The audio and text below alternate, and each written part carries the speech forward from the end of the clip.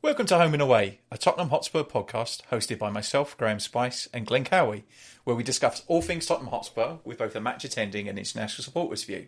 This week's episode will review the Copenhagen Champions League match, as well as the Man U home match from last weekend. And we're joined by returning guest Joao Lopes. A lot to get through, let's get into it. Let me be the one that you turn to, someone you can rely on, closer each day, home and away.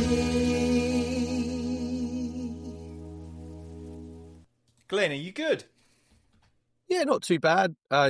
Viewers and listeners can probably tell I'm a bit bunged up, other than a cold in spring, but that's fine. Picked it up from my daughter. But other than that, I'm well. I enjoyed the last 10 minutes of the Man United game, I would say. But I'm keen to hear more from Joao on that, because you were actually there before we apart from the reviewed. last minute. Well, apart from the last minute, indeed. Good. Broadly, I'm pretty good, mate. And the Copenhagen game, enjoyed that live. That was a nice 7 a.m. kickoff for me. But yeah, life's treating me pretty well. How are you, Graham? You going well, mate, today? Yeah, I'm pretty good. We had all family around at the weekend. We've been out for lunch. It was quite nice. We went to, must know Long Acres, right? The Yeah, of garden course. centre. Yeah.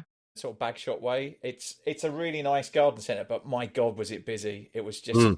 It was like human soup. Pumping. It was really unpleasant, and even the cafeteria was really busy. So it was a just day out with family. It was nice. Got to watch the match on Saturday, and I watched the Copenhagen game as well. Copenhagen was one of those ones where I felt for my mental health that I didn't want to go and watch it, and of course then it turned out to be an absolute barnstormer of a match. A bit disappointed there, but hey, you take the rough with the smooth, I suppose. But yeah, Indeed. It was a good game. We will obviously cover that off in a little bit. Joao, how are you? Oh, yeah, good to see you, mate. I'm good.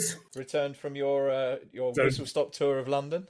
Yes. So it was a quick one, but I already recovered also from this experience that we will speak Yeah, for sure. in a minute. We'll get into it, Zhao, but was your primary purpose of the London weekend Tottenham, or was there other things around the edges of it? Did you do other stuff? No, it was to see Tottenham. Good answer. Yeah. The rest was It was just just getting your on the steps go, in. let's say, arranged on the go. You did quite a lot of walking, Yes. from what you said. When you dragged your 75-year-old father around London as well, which was fair play to him. He's got stamina. According to my phone, I walked like 35 kilometers in 2 days. So That's a lot. Yeah. Okay, so I guess we'll start with the Copenhagen match, right? So I will pick to that. Obviously, good win, 4-0 home win, and also a slightly different team setup, right? So Brennan Johnson started, and I don't know, I felt like I never thought we looked at like we were going to concede at any stage of the match, really. We was just completely in control of the match. I think it very early, I think in the first couple of minutes, the Copenhagen keeper kind of basically put it behind he miskicked it and put it behind for a corner in like the first minute or something. And I was like, this is the way this is going to go. We should be okay. And as it turned out, they weren't great, were they? Well, I know very little about FC Copenhagen other than what I witnessed last week, and they were pretty poor. But I would also say I'm glad they were, because that was much needed, especially at home. Yeah, we needed the confidence boost, didn't we, after the Chelsea match? We really did. The Brennan Johnson goal was a strange one in that the commentary here was suggesting it was a difficult finish. I don't know if it was. It was a bit of a gimme for him. Well, anything that's not a 2-foot tap in for him looks difficult, right? Yeah, indeed. And not to mention Odegaard scoring, and then we get onto the Man United game, but then Odegaard coming on in the Man United game and also changing the game and getting... Yeah, he's really looked better, I think, and he's certainly getting more involved. And also him and Tell again, it looks good. They just, obviously, you can see that they play together regularly. 100%. And one assumes, without getting ahead of ourselves in this episode, that Odegaard probably starts on the left away to Arsenal and Richarlison starts up top by virtue of injuries and whatnot. But before we get to the Mickey van der Ven goal, Joao, did you watch the Copenhagen game? Were you in London by that point, or were you still in Portugal? no, I was in Portugal because I think on the same day I also had to watch Benfica, so I was still in Portugal. But no, I just saw the highlights of the game. Yeah. Of course, the goal. For a change, there were some highlights. At least Yeah. it was. Well, It was a mad game. It had everything, that game, didn't it? Really. well, What did you think of the sending off? I thought it was harsh. I thought there wasn't a great deal of malice in that tackle. I think he's stretching to get the ball. I think it's one of those that could It's a easily lazy be- tackle, wasn't it? It's a bit lazy, but I think it's one of those that could be an orange card if there was ever such a thing. That was my view on it. I thought I would challenge, no pun intended, anybody to make a tackle like that and not have some of your studs showing. It doesn't always mean, for me, as a defender, I played football, and as a defender, if you're making a genuine attempt to play the ball and you're not out to hurt somebody, tackle like that, your studs might be up. It doesn't necessarily mean... It takes me back to the Sun one when he broke the Everton player's leg. Gomez. Was it Gomez? Yeah, and they ended up rescinding it. And the reason they sent him off was because of the outcome of what happened to the player. That's not how it should work, like, for me. So I thought, in the Premier League, I don't know it would have been a red card. I think in Europe... I think that's the thing. You need to, when you play in the UEFA tournaments, you have to recognise that the bar is set much lower for these kind of things, right? I've seen that other things where we got yellow cards for nothing and literally nothing. So I think you do take a chance doing something like that. And well, let's be honest, it was the turning point in the game. We looked about 6 times better after he went off. I said that to my mates here. I was like, can we just play with 10 men every week? We seem to really, really improve and go up a gear with 10 men. I did. The one thing that happened off the back of it was that Xavi went off, which I was a bit disappointed because he looked really good. He was really showing for the ball. He was getting into dangerous positions in and around the 18-yard box, which we didn't see at all against Chelsea. He was completely missing in action for most of that match. Never hardly touched the ball. So that was a really good thing, and a good thing for confidence for him. And that's obviously... And once he went off, we brought Palhinha on to kind of shore things up a bit, I guess. We were already 2-0 up at that point, right? So it wasn't like... We didn't have to go chasing the match. You didn't have to, but... Yeah. Your namesake, Joao, scoring another goal. Like, I didn't think we signed him for goals, but he seems to pop up with them. It's actually his 4th goal of the season, I think. Does he score many for Portugal? He hardly plays for Portugal, does he? No.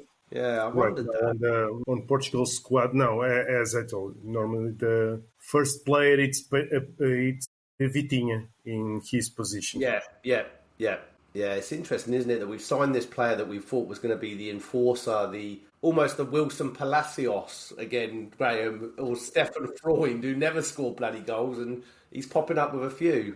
Yeah, he really has. But we can't talk about goals without going back to the third one. I mean, so I don't know if I shared the story with you that I actually missed the Van der Ven goal live. So I was sat on the couch and the game kicks off at 7 for me, 7 a.m, which is good. I love those kickoffs because it's before work gets going. It's not arduous. It's not like 5 a.m. or 4 a.m. It's probably about perfect. So we were on the edge of our own box and the kids were getting ready for school, and I just needed to put their lunch boxes into their bags and just make sure the bags are packed. Otherwise it won't happen, right? You know, Graeme, having kids. Yeah. Joe, do you have kids? Do you have children? Yes. Yeah, like we all know how it goes. Like you ask them to do it, it won't get done, or something gets forgotten. Anyway, so I'm like, right, I'm going to get the lunch boxes in their bags. And so I get up and we're on the edge of our own box and I'm like, well, I'll do it now. Take me 2 seconds. And then I hear the commentary and I'm like, what is going on? So then I didn't see the goal until the replay of the goal. So I'm really annoyed I didn't actually see it live. But I mean, it just had that. It reminded me. I know there's been the comparisons with the Sun goal against Burnley, the Puskás winning goal. But I was in the stadium for that one, and you just almost knew as soon as he got the ball that the stadium must have been electric. Because you kind of like, everyone in the stadium is kind of manifesting the outcome, right? Everyone wants him to do it. But the finish was really something. It was a proper striker's finish. Yeah, great. Beat him at his near post, didn't he? Yeah, he's got it in his locker. Keeper probably should have done better. And actually, there were a few of those defenders who he went through, kind of waved a leg at him as he went past. I thought some of the would have been Palhinha. He'd have gone straight through him and cleaned him out. But I thought they let him get away with that a little bit. But same with the Sun goal. There's no, I mean, just the stamina to do that run and then have the control to finish like that afterwards is really something, right? He tried against Man United. Yeah. Yeah. When like that, then I felt the stadium was going. Everyone do it. He said, "No, not again." Yeah. He reminds me of another player we had used to do this was Jan Vertonghen had that in his locker to come forward like that. Yeah. But we never saw Jan. I think we saw Jan do it away to United that time when he gave like the Super Jan celebration. But nothing like he that. Also he scored against Dortmund in the Champions League, and I was behind the goal when it happened. I can't remember about how we ended up there, but it was from a break. I think we broke quickly. It was one of those, we were really good at on the counter with Pochettino's team. Yeah. And he ended up the other end of the pitch and scoring. And I think what Van der Ven has in his game, which is to stand out, is raw pace, isn't it? He's so quick. Like, he just eats up ground. I bet the medical staff are like that. On the side of the pitch. Yeah. Watch out for those hammies. But no, phenomenal finish. And look, maybe this goes a bit overlooked and understated, but we're still unbeaten in Champions League. We haven't lost a game, right? 8 points, is it? Yeah. 8 points. If someone I think we're eighth in the table, right? So we're sort of within we might have lost. Yeah. 8 or 10th in the Oh, table. we've gone down to 10. But at the point where at the end of the match, I think we were 8th. Well, and if someone handed you that at the start of the Champions League campaign, you'd take it, right? In terms of what we've got. So we've got to go to PSG. I'll be honest, I'm disappointed that we didn't get points away at Bodo Glimt. Sure. That's the one that I think that and the Monaco game, I felt that they were poor performances. I agree. And I know we got away points, so but we've still got to go to PSG, right? We've got some harder matches than that, and Dortmund, and we've got harder matches to come. But this is going to be strange. One manager that always used to have a mantra about Champions League was Arsene Wenger, and his whole view, and this was obviously back in the group stage, but he'd always say, don't lose your away games and take care of business at home, and you should go through, which I think we will. I think we'll finish top 8. I hope so anyway. Joao, you were going to come in there though, mate. What were you going to say? I was going to say that normally I think you can qualify with the 12 points. So you are not. Yeah, but then you go into a playoff. That would be like a playoff at that level. Yes, at least for the playoff. I'd rather if we can get like a straight through, and also it means you get a better draw. I think in the knockout stages. So maybe it's worth if you go through like in the straight through, you get one of the teams that came in through the knockout. Out the playoff. What's interesting is, I actually really like the way UEFA have done this, because last season you had Liverpool win the table, like they won the Champions League format, but then they met PSG in the first knockout because PSG had finished quite low down, and of course PSG knocked them out, and then they went on to win the competition. So I think it does create a little more jeopardy and in terms of like the jeopardy opportunities. And I think that's what we want, right? You don't want shit games in knockout. I quite like the only playing every team once as well. Agreed. Because you get a better variety of matches, right? Because if you're playing a bad team and you're playing them twice, it's not great for TV, is it? So I'm okay with a one-off game. Well, and often if you're playing, say, I don't know, away to Bodo in your last group game and you're through and they're out, it's just a complete dead rubber. Yeah. Right? Yeah. At least with this format, there's something to play for and there's a bit of jeopardy. So, what's our last match? Is it Prague? Yeah, so let me pull them up. I was just looking. We've got PSG away next. No, home to Slavia Prague, which is in December 10th. And then home to Dortmund is 21st of January, and then away to Frankfurt. So our last home game is the Dortmund game. So it goes into January, of course. Yeah. By that stage, the FA Cup started as well, right? Usually the second week in January. Yeah. So, look, overall, a really good performance. Glad to get the win. Of course, Richarlison missed penalty. I felt a bit gutted for Scarlett. I think Scarlett should have been allowed to take that. 100%. And I know that he pulled rank, and it always looks worse when someone does that and then they miss. But Scarlett won the pen. He's a local lad. He's just come on. Just the confidence that would have given a player like him, Yeah. And assuming that Scarlett goes on to score the penalty, he could have missed it. He scored in the Europa League last season in that game against, I forget the name of the team now, the Swedish team? Yeah, and it was the other kid, Ajaya, who was the one he's on loan at So no, I agree entirely with that.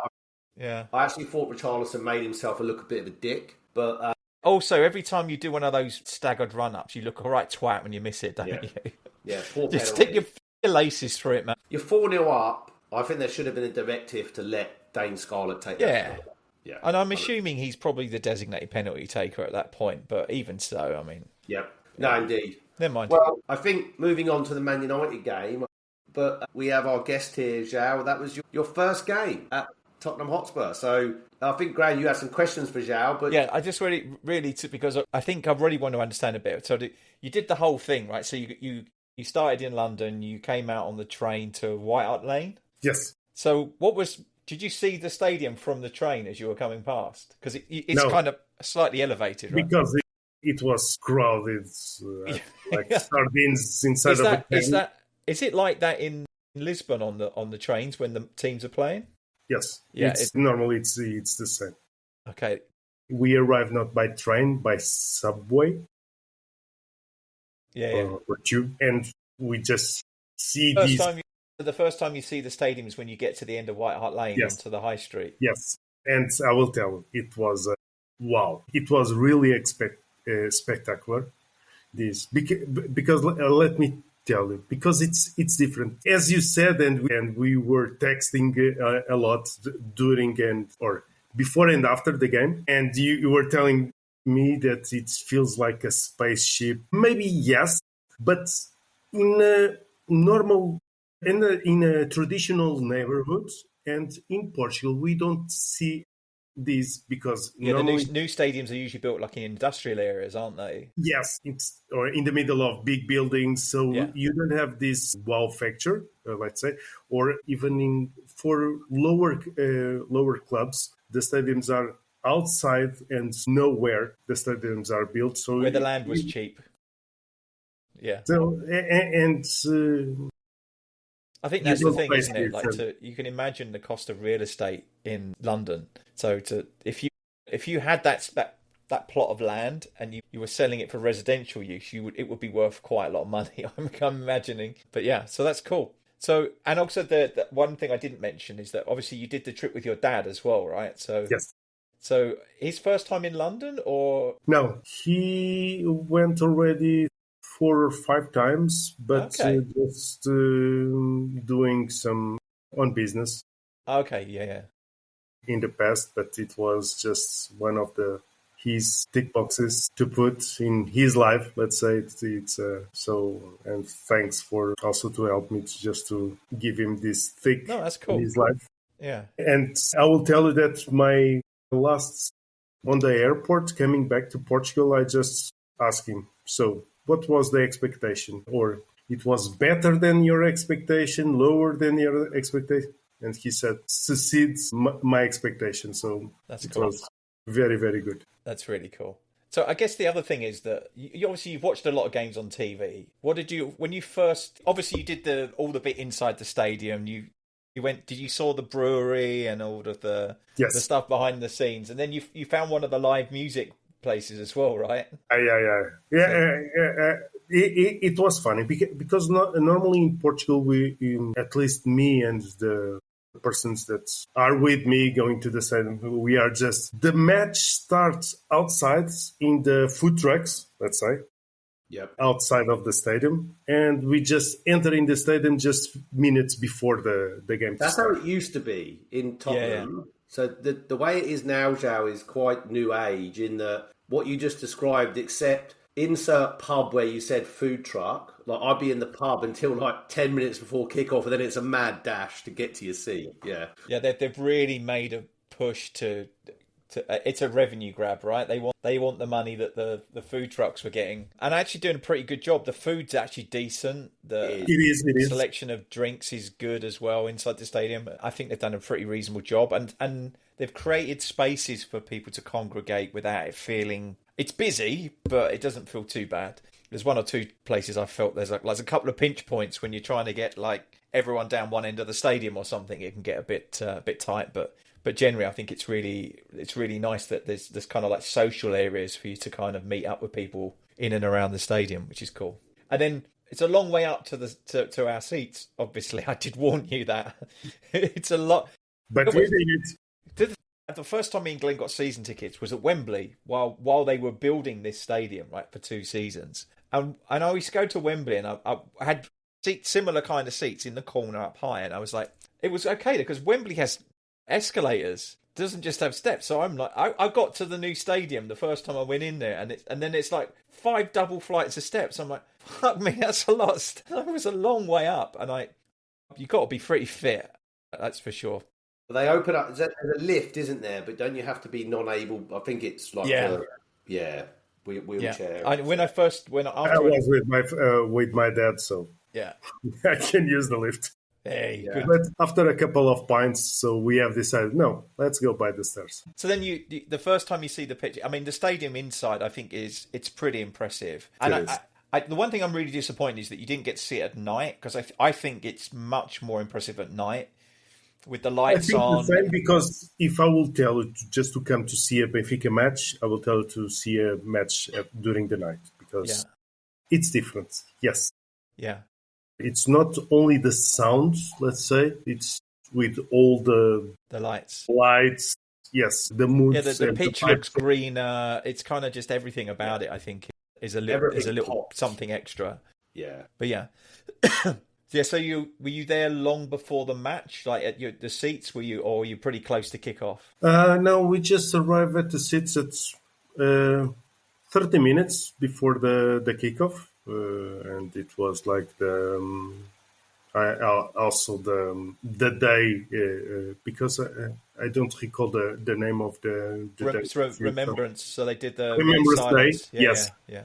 It touched me and my dad also, because it's also different, because I remember to hear that cornet a lot of times in the TV, but for at the stadium, it's different in the stadium for sure. It's different, yes. Yeah, I'd forgotten about that. I remember now from the beginning of the match that it's every game that weekend, isn't it?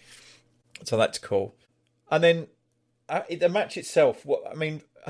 We watched it. Me and Glenn. I actually felt overall in the game it was a much better match for me than the Chelsea game, for instance. Given it's a good level of opposition. I didn't think we were that bad, but I've heard very negative things about the first half, and we still didn't make a lot of chances in the first half and all of that. But what was the atmosphere like in the stadium? How you had a first half?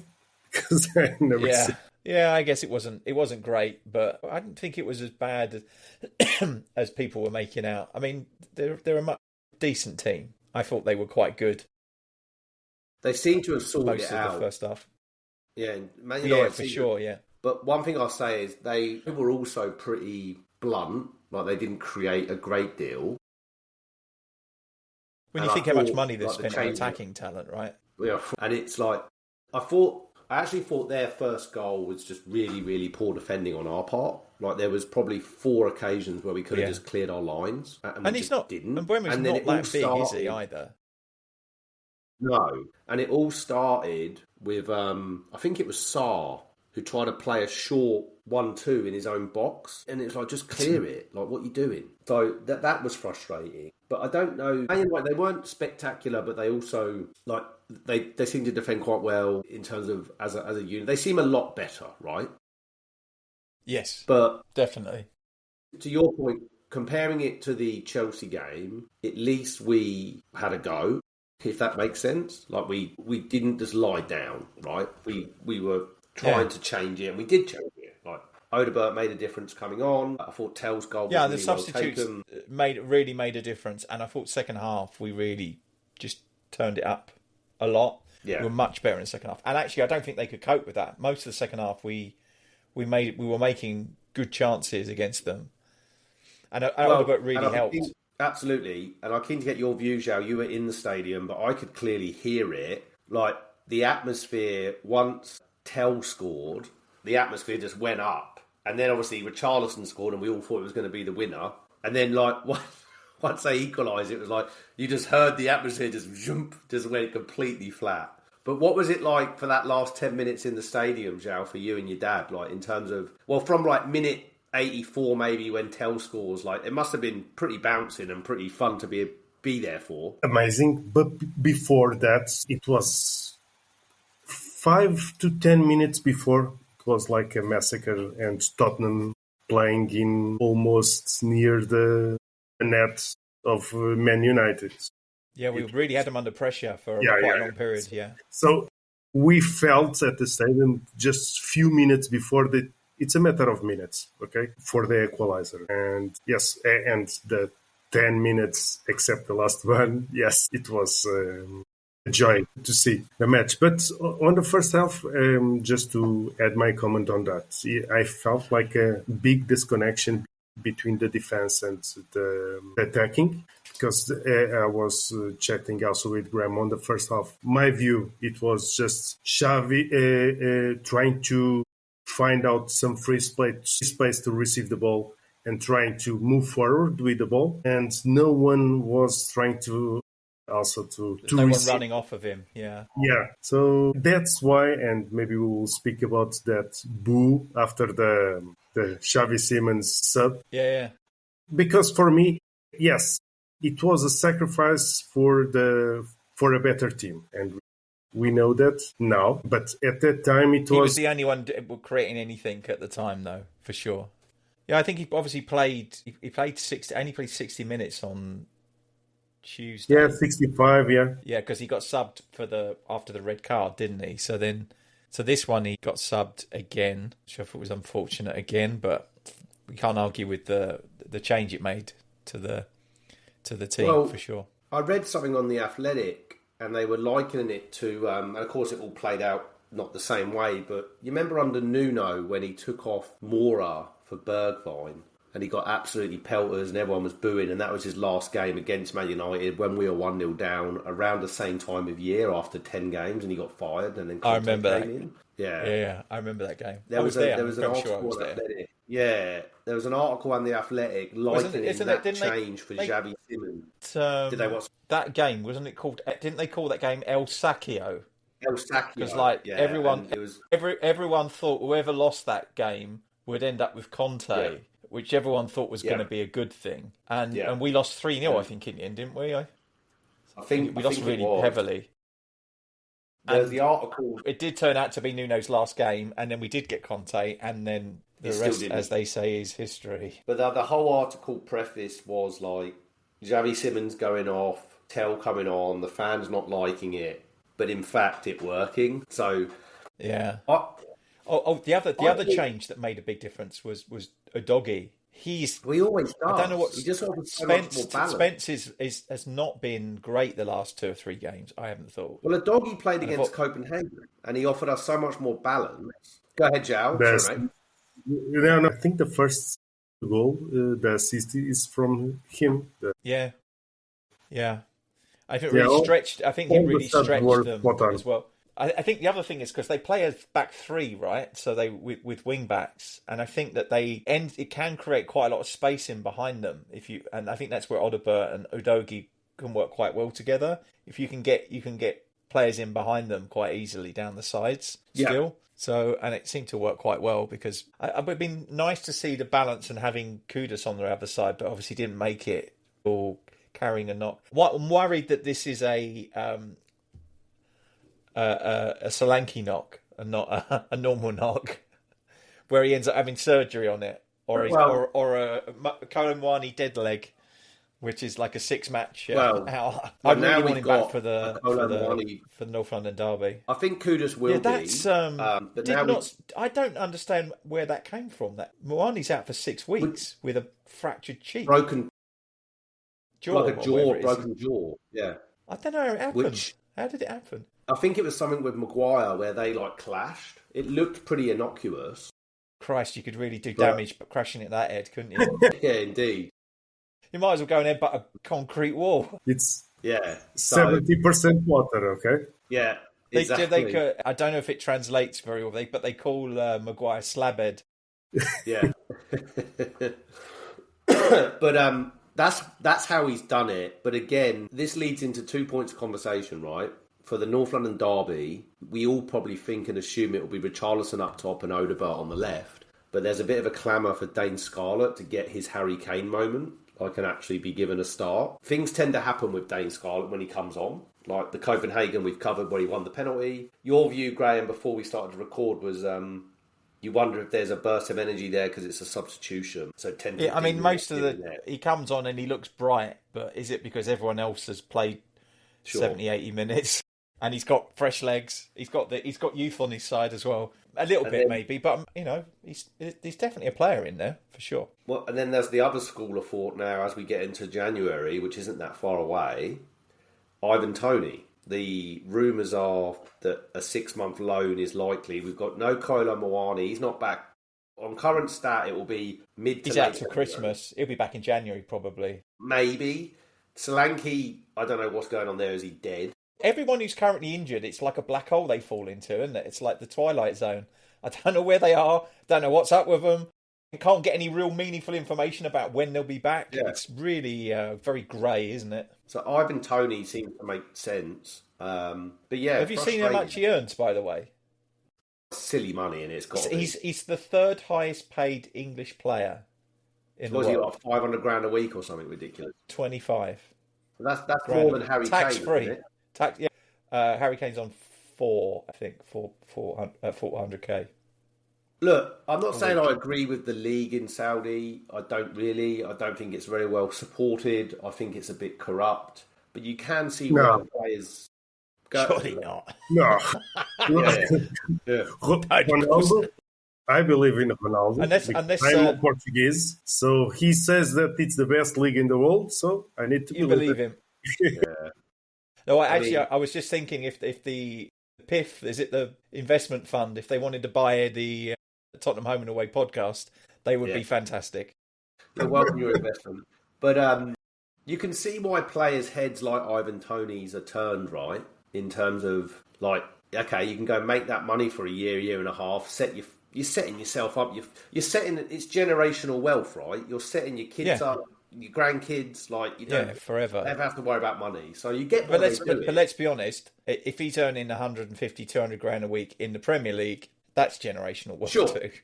I think we're talking about the difference between his great grandkids having something and his great grandkids having something. The money involved is big, but yeah, you're right. So if you can go and do it for a couple of seasons, why wouldn't you? I mean, let's be honest, I would do it if I could do my job in Saudi for 2 years and earn 2 or 3 times as much as I am now. I would be gone tomorrow. Of course. My dad. I'm not sure they'd take me given where I currently work, but that's something else completely. A little plug, like my old man, many years ago when I was 1, he's a chef by trade, and he went and did 18 months in Saudi because he was paid quadruple what he was making in England. Wow, yeah. And yeah, he was away 6 months and then come back for a month, but he was making such good money. So this is not a new thing in Saudi Arabia. No. It's always been. I think we will invest in January. I think so too. I think that the owners have kind of set themselves up that they have to, right? Well, and you know what, Graham? This is a big test. It's a test for 2 reasons. It's a test to see, okay, put your money where your mouth is, and it's also a test to see, was Levy the mouthpiece of a bunch of... Was he the problem after all? Correct. Yeah. Was he the issue, or is it... This is it. This is like, prove it. It's like, go on, prove it. Exactly. They can't come out and say what they've said and then not do it. Just sorry to come back round. Just something from... One thing I'm not sure about is that in the Chelsea game, Bergvall went off with concussion, right? Was it Chelsea game? It was Chelsea game, right? We ended up bringing Jamie on. Yes, he did, yes. Now, how many games is he out for? Because now he's been out for 2 matches. So I'm What's assuming... protocol? Isn't it like 7 days or something? Yeah, but I don't know. Is there a... And this is classic UEFA versus Prem. Is there a different protocol for Premier League versus UEFA? So, like, he missed Copenhagen, he's missed Man United. So, technically, he then won't play international, but then can he not play for Sweden? And then would he play again? You know what I mean? I don't know what the rule is. Yeah. Here we go. On-pitch assessment, 3 minutes max. Temporary substitution. Okay. So, temp sub is a permanent concussion substitution. And then what's match recovery here? 24 hours symptoms free before progressing to the next stage. Light exercise. Only after full clearance from club doctor can the player resume competitive play. A minimum of 6 days guaranteed return to play program. okay. So that was last Saturday. So actually, in theory, he could have played against Man United. Yeah, he could have, but he obviously unless didn't. he's actually injured as well as concussed. I guess that's the other thing. I mean, maybe they just decided not to take a chance on it. Yeah. But and also now, of course, we've got the international break. So in theory, if he doesn't go away, I don't know if he's going away with Sweden or not. Even if he's not going away with Sweden, he's got another 2 weeks to recover completely from it, hasn't he? So for a young player, that's probably not a bad thing. Was he included in the squad by? Because that had been Graham Potter's first squad, wasn't it? Mr. Potter. Yeah, which is quite funny that he's Bergvall in the Sweden. I don't know if he will be.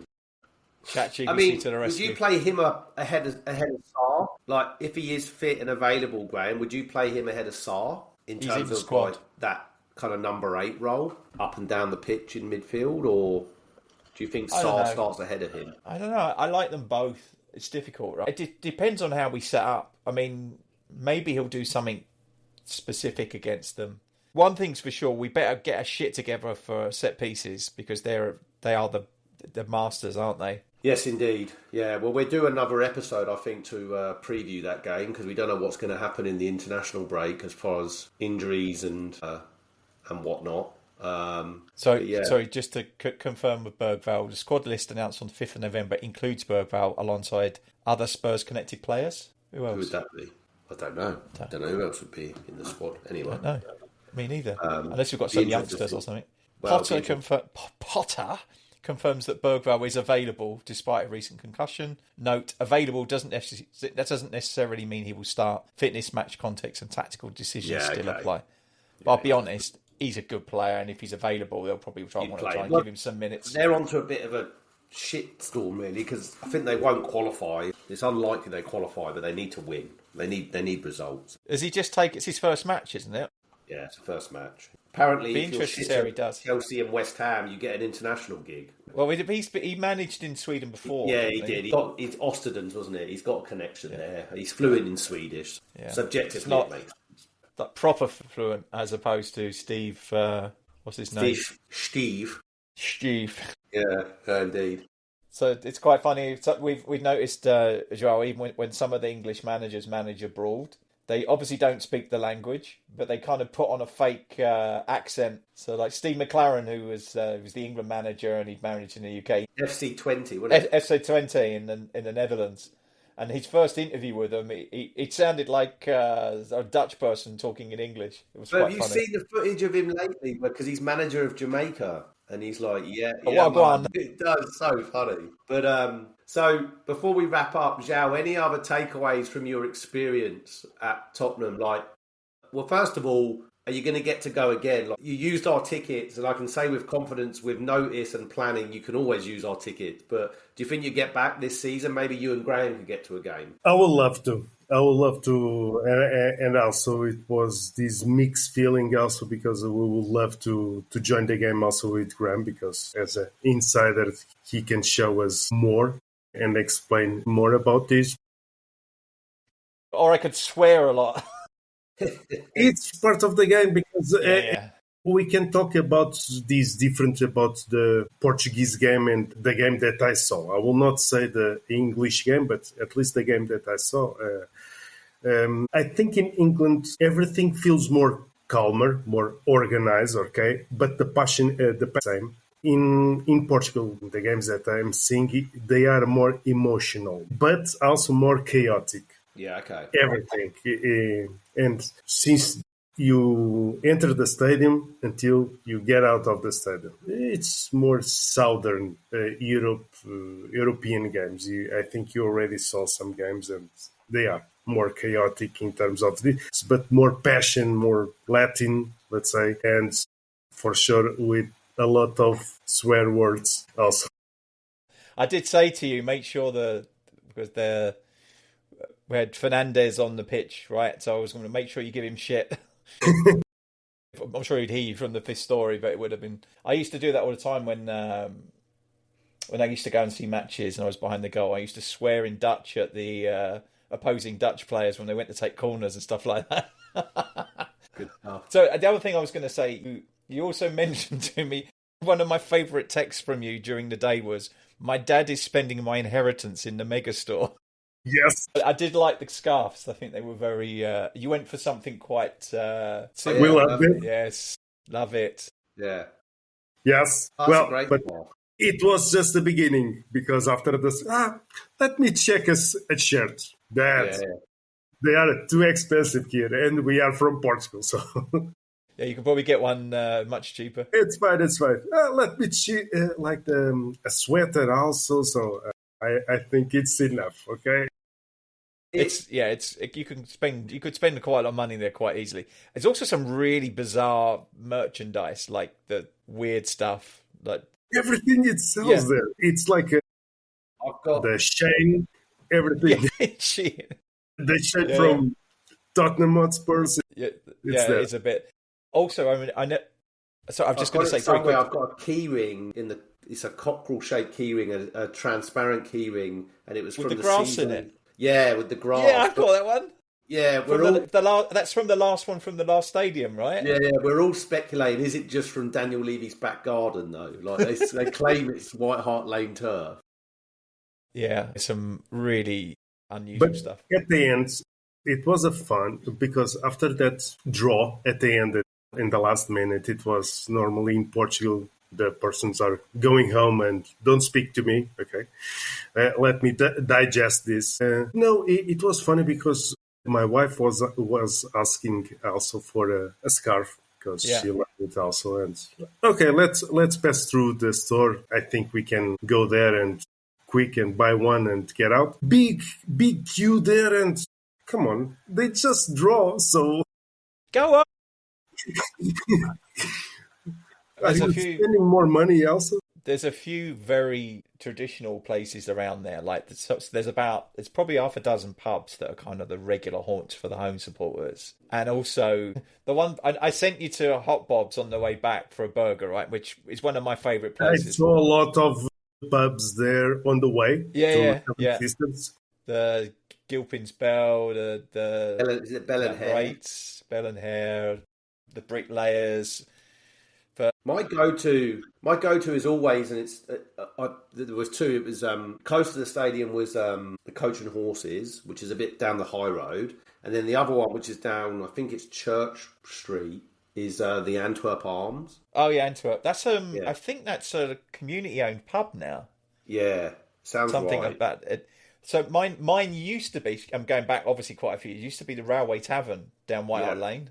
Did that close down? It did. Yeah, about 15, 20 years ago, I think. But yeah, I used to go there a lot. One of my fondest memories was going to a cup match during the week with my late dad.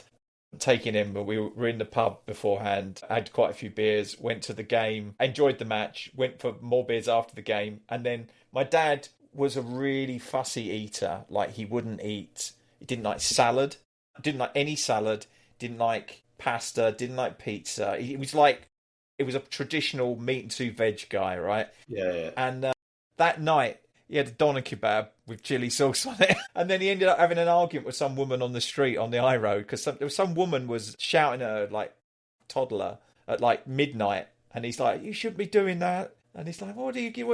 And he just had massive argument, and then in the end I bundled him into a taxi and got him home. He's got a parent on the high It road. was such a great night. Yeah, I remember it really fondly. Good stuff. Because I didn't really, my dad was never really a big supporter. He didn't really go. He wasn't like it was my granddad, my mum's dad, that really got me into going more frequently. He was a counsellor in Tottenham, and then he was a steward at the ground as well. So he used to sneak me in. I think the second game I saw, I watched it from the TV gantry. It was a FA Cup game against Liverpool, and I was on the TV gantry with Brian Moore, who was at the time was the big TV commentator.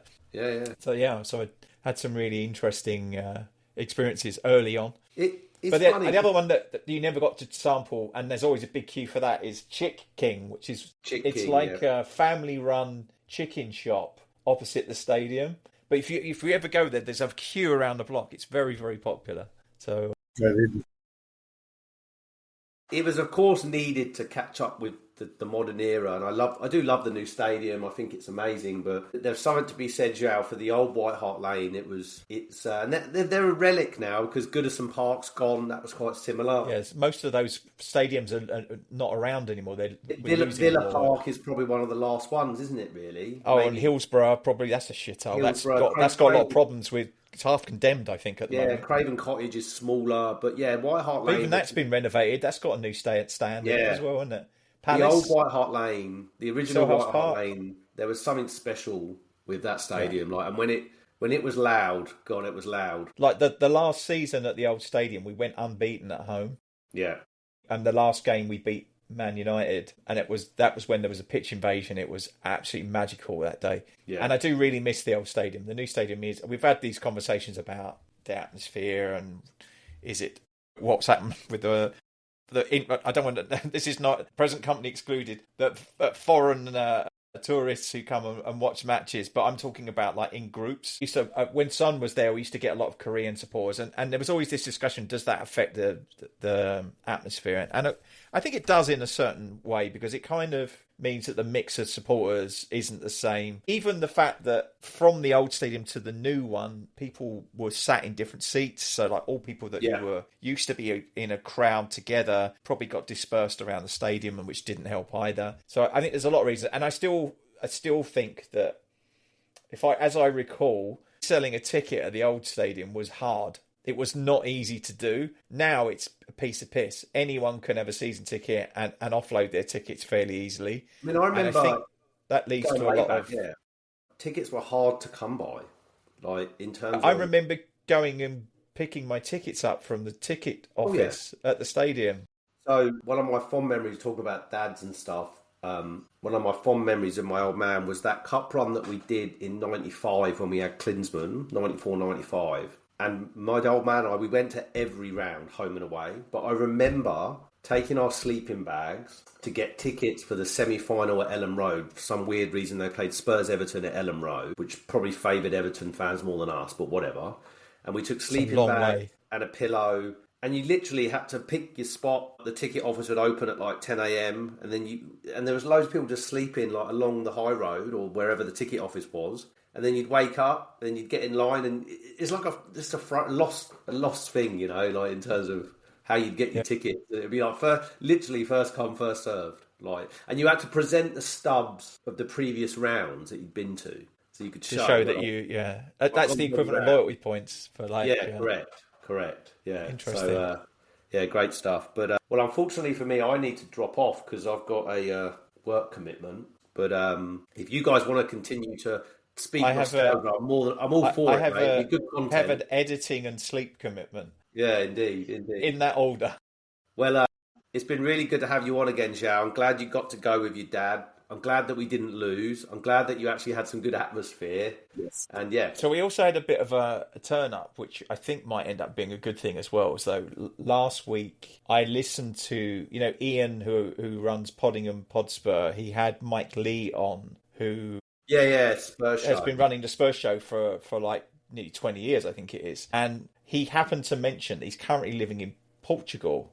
And he lives just outside Lisbon, and that he's in the process of trying to set up an official supporters club, because there isn't one in Lisbon. There's one in Albufeira, which is Algarve, right? Yeah, big X. And that's where Thomas went. Anymore. That's where Thomas went to go and watch a game while he was down there on I holiday. think Albufeira right now it's part of the Commonwealth already. Yeah, it's more Irish pub than Portuguese. But then, so like, I know I've already put you in touch with he's going to connect you to the WhatsApp group, and then so they will start.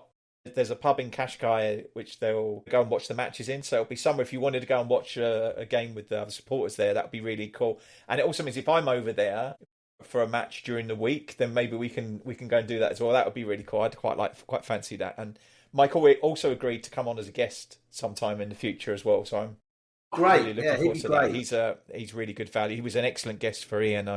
I'll remind him. So quite a funny story with Mike Lee. Years and years and years ago, when I was living in Denver, this was probably circa 2009, 2010. They ran a competition on the Spurs show, and it was like furthest distance travelled as an away game, and I travelled to the Carling Cup final in 2008. Sorry, 2009 I travelled. It was when Man United won.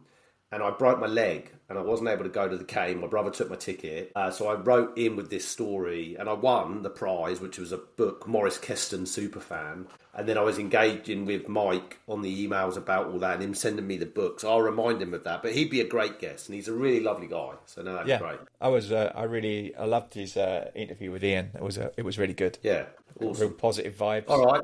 Well, listen, I'll close this out, as always. Thanks, Glenn. Thank you so much, man. Yeah. I'll let you guys.